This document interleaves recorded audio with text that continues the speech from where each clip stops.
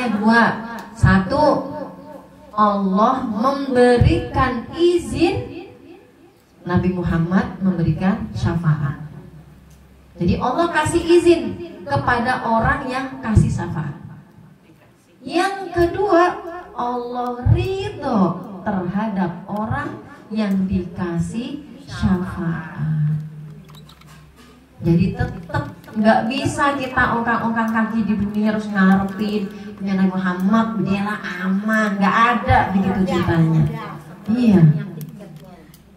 Tetap kita harus memantaskan diri. Jangan ngaku sebagai umat Muhammad kalau disebut namanya aja diem aja, nggak pernah mau sholat. Kan salah satu tandanya kalau ngaku umat Muhammad disebut namanya pasti kita bersolawat. Allahumma sholli wa sallim alaihi. Gitu kan? Banyak nanti indikator-indikator umatnya Nabi Muhammad. Terus ada lagi tuh kan, yang kalau bisa dengar adzan terus gak baca doa, nah itu kan juga panggilannya biar nanti dapat syafaatnya Nabi Muhammad. Jadi gak bisa sekedar ngaku-ngaku aja, ya harus memantaskan diri. Ada lagi kemudian penolong berikutnya apa? Nanti akan ada naungan dari Allah Subhanahu wa ta'ala pada hari yang gak ada naungan kecuali naungan dari Allah. Dan itu cuman beberapa golongan. Di antaranya siapa? Imam yang adil. Jadi pemimpin yang adil tuh nanti dapat tuh. Giliran orang semua kepanasan, ibarat nih lagi ada acara di lapangan gitu kan, gak ada tendanya. Di bagian dekat panggung tersedia tenda khusus buat tamu khusus. Nah itu kita bisa upayakan jadi imam yang adil. Terus apalagi dua orang yang saling berkasih sayang karena Allah, berpisah juga karena Allah. Terus siapa lagi? Pemuda yang hatinya terikat dengan masjid. Ya, kemudian orang yang semasa mudanya, semasa hidupnya dipakai untuk hanya beribadah kepada Allah. Kemudian ada lagi riwayat yang lain, orang yang memutihkan hutang orang lain. Nah, itu juga memutihkan hutang orang. Jadi orang punya hutang sama kita, terus kita menganggap ikhlas, ya, menganggap lunas. Ketika yang berhutang itu memang kondisinya nggak punya uang dan segala macam, terus kemudian kita mengikhlaskan. Nah itu ternyata hasil dari sedekah kita itu udah disiapkan naungan dari Allah Subhanahu wa ta'ala. Terus ada lagi orang yang dia tetap berpegang teguh pada keimanannya, tidak tergoda dengan rayuan wanita untuk berzina karena takut kepada Allah Subhanahu wa ta'ala. Gitu ya. Itu diantara beberapa yang akan mendapatkan naungan ketika di padang mahsyar. Ketika semua orang lain kepanasan, dia udah gak kepanasan karena udah dinaungi oleh Allah Subhanahu wa ta'ala. Kemudian salah satu lagi fenomena yang terjadi di padang mahsyar, selain orang-orang kemudian sibuk nyari pertolongan, ada juga mereka sibuk nyari kebaikan, ngumpulin kebaikan-kebaikan yang masih bisa dikumpulkan. Itu ada di surat Abasa dalam tafsir dari Ibnu Katsir kalau saya tidak salah, ketika menceritakan yauma yafirul mar'u min akhi. Itu di Abasa gitu. Nanti tuh hari kiamat, hari dikumpulkan, orang udah sibuk masing-masing. Ya, setiap orang akan lari dari saudaranya, lari dari orang tuanya, lari dari anak istrinya. Bukan karena nggak kenal, udah memang sibuk sama urusannya sendiri-sendiri. Saking sibuknya, pentingnya diri sendiri, pada saat itu semua orang akan menjadi sangat egois. Semuanya cuma mikir keselamatan diri sendiri. Saking butuhnya terhadap kebaikan, diceritakan ada satu orang laki-laki yang kemudian dia menemui seorang perempuan. Tadi ya, dalam rangka mencari kebaikan, gimana caranya biar bisa selamat. Sebelum nanti pengadilan Allah datang yang menghisab, sebelum nanti amal ditimbang di yaumul misal. Laki-laki ini menemui perempuan tadi terus bertanya, wahai perempuan, kenal nggak kamu dengan saya? Apa jawab orang perempuan tadi? Dia bilang, kenal, pasti kenal. Engkau adalah suamiku ketika di dunia. Ternyata suami istri. Apa kemudian yang dikatakan oleh laki-laki? Dia bilang, kalau begitu istriku, bagaimana dulu aku waktu di dunia ketika menjadi suamimu? Dibayangin kalau seandainya itu kita sama suami kita nanti di akhirat. Sang istri menyampaikan, Masya Allah, engkau adalah laki-laki yang baik, laki-laki yang soleh, suami yang bertanggung jawab, dan segala macam. Disebutin semua kebaikan-kebaikannya ketika menjadi suami semasa di dunia. Ujung-ujungnya yang laki-laki ini suaminya bilang, kalau memang begitu wahai istriku, sekarang aku dalam kondisi yang terdesak, aku butuh pertolongan darimu.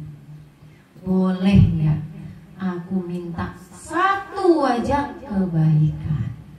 Minta hasanah, satu kebaikan aja, nggak banyak, satu aja. Karena aku sangat butuh nih kebaikan ini untuk nanti menghadap Allah Subhanahu wa Ta'ala. Sebagai imbalan dari semua kebaikan-kebaikan yang dulu pernah aku berikan semasa di dunia, aku cuma minta imbalan satu aja, tolong beri aku sekarang. Kira-kira istrinya jawab apa? Ternyata istrinya bilang, maaf, nggak ngasih, nggak bisa. Kenapa? Karena kata di riwayat itu sebutkan, karena aku juga butuh kebaikan ini. Butuh kebaikan ini. Ya apalagi sama-sama nggak ada kebaikannya, mana ada yang dikasih. Itu menunjukkan bahwa betapa besarnya nilai sebuah kebaikan, yang kalau kita masih hidup begini, kita anggap kecil. Kita anggap kecil. Ya iya, kita tahu ngaji, baca Quran, satu huruf berapa nilai kebaikannya? 10. Tapi kadang nggak ngaji juga tuh kita, padahal satunya 10. Bilang Yasin, ya aja 10, Sin berarti 20. Berapa banyak kebaikan kalau kita baca Quran. Ini contohnya baca Quran. Tapi kadang nggak kelihatan tuh di kita, ya kan? Ngerasa kayak nggak ada kebaikannya, nggak ada untungnya, atau misalnya yang nggak ngerasa aja, nggak termotivasi gitu untuk baca.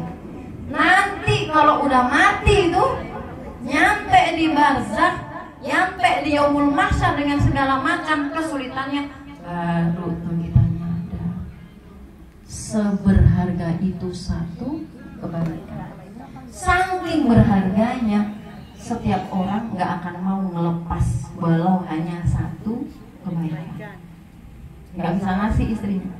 Pergilah ini laki-laki ini datang menemui seorang anak. Tanya, kenal nggak siapa saya?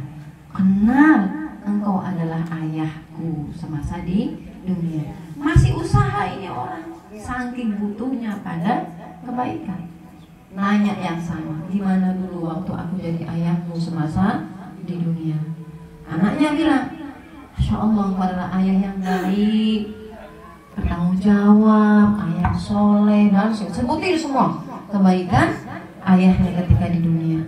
Ujung-ujungnya sama, sang ayah bilang, nah, kasihanilah ayah, ayah butuh pertolongan. Boleh nggak ayah minta satu aja kebaikan dari yang kamu punya sebagai imbalan dari semua jasa-jasa ayah dulu waktu di dunia.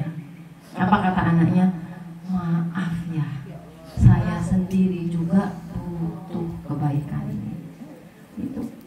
Nanti kalau udah di hari kiamat, udah masing-masing nafsi-nafsi. Yauma yafirul mar'u min akhihi tadi.